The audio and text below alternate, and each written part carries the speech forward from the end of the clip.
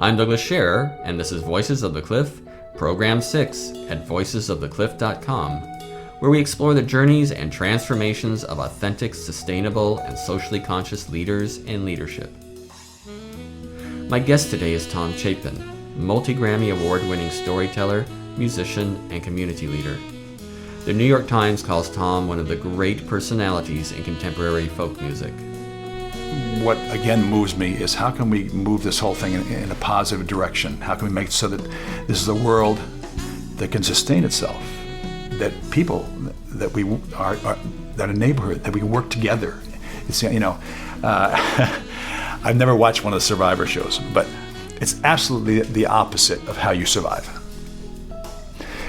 Survival show, it's all about the last guy on the island. If you're the last guy on the island, you're dead. The way to do it is, how do you be on the island with a bunch of folks so you can help each other? That's the world. That's the world that we live in, and that's the way human beings have survived. Tom works tirelessly on behalf of many charitable organizations, including the board of directors of Why Hunger, a hunger organization founded in 1975 by Tom's late brother, singer-songwriter and humanitarian Harry Chapin. Tom is active in environmental causes and is working to get music and the arts back in schools. In this interview recorded in March 2011, Tom discusses his journey as a musician and community leader, a powerful life story and an engaging insight into authentic leadership. We pick up Tom's story when he and his brothers Harry and Steve first hear the preeminent folk music group The Weavers and are inspired to make music that can change the world. I started with my brothers when I was a choir boy and I played clarinet, and then when I was 12, I heard a recording called The Weavers at Carnegie Hall, a very famous and seminal recording for the folk revival of the 60s. Everybody from Peter, Paul, and Mary to Tom Paxton to on and on really learned from the Weavers. And the Weavers were Pete Seeger, Ronnie Gilbert, Lee Hayes, and Fred Hellerman. And they came out of the 30s labor work, left-wing kind of terribly fearful and of corporate America. And so it was a very, and really strongly on behalf, their whole thrust was how music could change the world, and especially help the average Joe, the average American, the average person in the world. And at this time, at 12 years old, it was 1957, 58, and my brothers and I, my older brother Harry, my brother Steve and I, were pretty sophisticated musically. My dad was a jazz drummer. My mom listened to opera all the time. We knew the pop radio stuff. We heard the Weavers, and it felt like this is a whole new world of music talking about things that mattered. And we listened to it all summer long. At the end of the summer, Harry said, we could do that. He was 14, I was 12, Steve was 11. Do that meant we could get a guitar and a banjo and sing and make music. That morphed over my lifetime into singing not only just songs, love songs and rebellion songs, but songs that maybe might move the world a little bit. And it's been a long journey, but in some ways it's come back to its start for me, because I'm 66 now.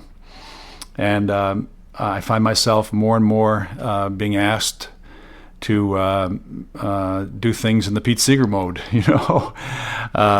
sing songs and use the bully pulpit that I have, such as it is, to raise money for and raise consciousness for things like the environment. I was asked to maybe write a song and sing and for the up in Albany to try to there was a big hearing the Senate and a state senator and state representative Engelbright and Serrano had, and they asked if I heard it through the grapevine that I was going to be up there anyway. Was there somebody who could do something musically, So I wrote a song, "You Can't Spell Smart Without Art." And you can't spell smart without art. You can't spell smart without art. Let's pull things together, not tear them apart. Oh, you can't spell smart without art. About trying to keep the funding in arts, in schools. And I find myself doing this more and more. And this coming weekend, I'm going to be giving a keynote speech for MENC, the Musical Educational Network National Conference. And on next Monday, I'm singing at the Library of Congress for invited senators and congressmen and their staffs.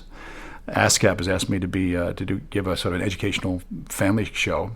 And these are things I would never have dreamed, or that wasn't what it was never in the plan, But the life has moved from writing songs about myself and worrying about my, and being really cool to play guitars because you can get girls, to being now a grandfather and looking at the world in a very kind of different way than I did when I was a kid. In Tom's story of growing up part in Brooklyn and part in northern New Jersey, one of the key aspects that shone through was his family's sense of commitment. I asked Tom to talk more about how the family's sense of commitment, especially to the arts and to social issues, translates to his personal work. Well, the thrust really also, I have daughters who are now in the business. Abigail and Lily are trying to make a name. And very clearly the talk is, if you're going to do something, really do it. Do it for the right reason. Try to do it the best you possibly can. Otherwise, why? In 1988, Abigail was 8 and Lily was 6. And people had been asking me, because I had a TV show for a number of years called Make-A-Wish, which won an Emmy and a Peabody, and I was the host of it. It was a children's show. But I didn't have kids at that point. And people kept saying, well, you should do a kids record. And in my head at that point, what a kids record was for 2 and 3-year-olds, was, Little Duckies or something, and I thought there was already plenty of that. I didn't need to do it. But when Abigail got 8, Lily was 6, I suddenly realized these are kids who are so articulate. They know language. They know humor. They know music. They know story. They're interested in that stuff. And there was not a lot of music for this age. It's also the last age when parents or grandparents and kids are listening to the same music in the car at the same time. So I thought it'd be fun to try to write a record that was, as I say, kid-friendly and adult-safe, where parents can listen to it over and over again. And so I got together with my friends John Forster and Michael Mark and John Cobert, and we wrote a record called Family Tree. Now it's flip ahead 23 years, and we have 12 recordings and a whole body of work that I'm really proud of, never expecting at the time that it was going to be this kind of a career, or it was a career. It was really about, let's try to make a great record that I would like to listen to, and my kids would as well. Right. And in a sense, that's been the thrust all along, which is, what is it that will get you up in the morning? What is it that you say, oh yeah, I really want to do that? And I've been very bad about doing stuff that people say you should do.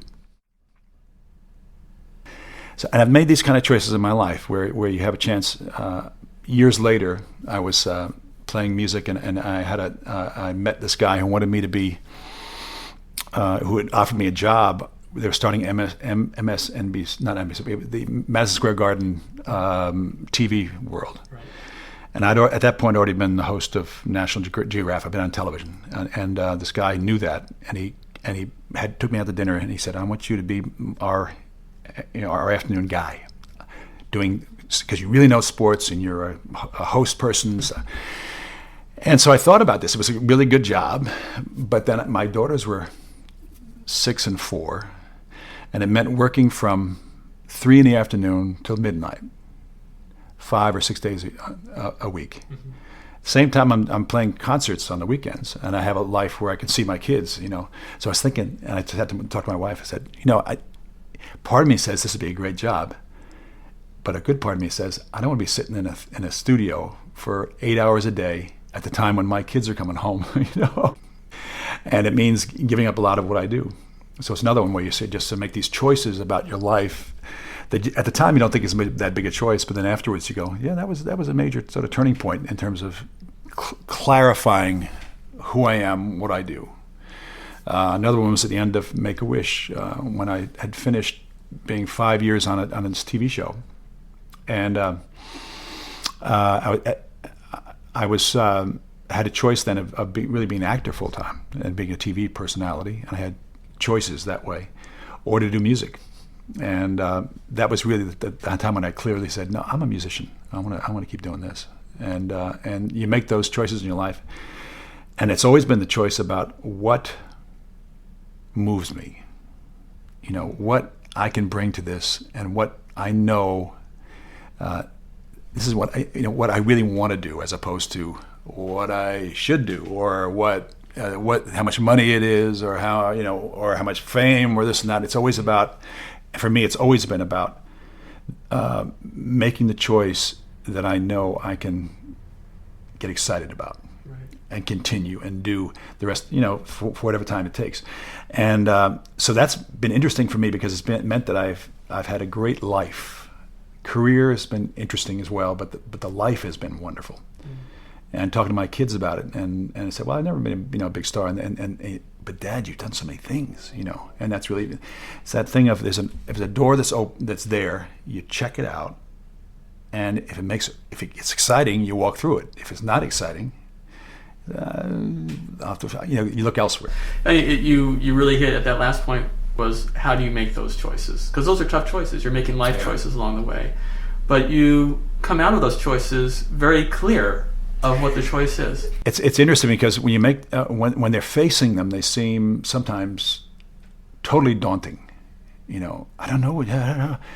And what I've learned to do, and I've been good about, and my wife says I'm very good about making these decisions, and I think it's the clarity of saying, I could do either one of these, but the one that I know I'm going to do, because I knowing myself, I'm not going to be good at this if I don't like it, if I don't really like it. When you're this age, you've seen, there's this great hue and cry of the thing right this minute. Oh my God, what's going to happen? Da, da, da, da, da. And I've learned that you say, okay, stay the course of what you know is correct, what you know is clear. And because this thing of jumping, and for a while, I did some jumping musically, trying to have a hit record. And it never felt right, and it never was right, and I never did. Which is, you're to a couple of bands that I had early on were signed by record companies to this. One of them had a contract that basically was a singles contract, which meant you kept giving them singles, and if one of them hit, they'd let you do an album, which killed the band, because the band was really an album band. It was about what our voice was, and it was never about that. So how do we help this guy have a hit? How did the record company? We're working for the record company, and it was totally the wrong way to go. And once I just let all that go, suddenly I found my voice. The voice of my writing voice and my singing voice too. I feel like singing voice not as a singer, but as a what I'm talking about, what I'm singing about. And I feel clearer about that than I ever have been. My mother used to say, it still does, tomorrow's a new day. And I love that. My grandma Chapin, Abby Chapin, used to say, "Can you do something about it? If you can't, do it. If you can't, let it go." Bingo. And a big one was when Harry died. At the funeral, because I was the other musician, and all of a sudden Harry, who was the big star, and I'm a middling star. James at the funeral gave this great speech. And he says, none of us can be Harry. We wouldn't want to if we could. But what we can be, and what we can do, is fill our own shoes a little fuller. And that was a huge clarification for me. Right then, I needed it really badly. It was like, what do we do here? Yeah, just be yourself a little fuller.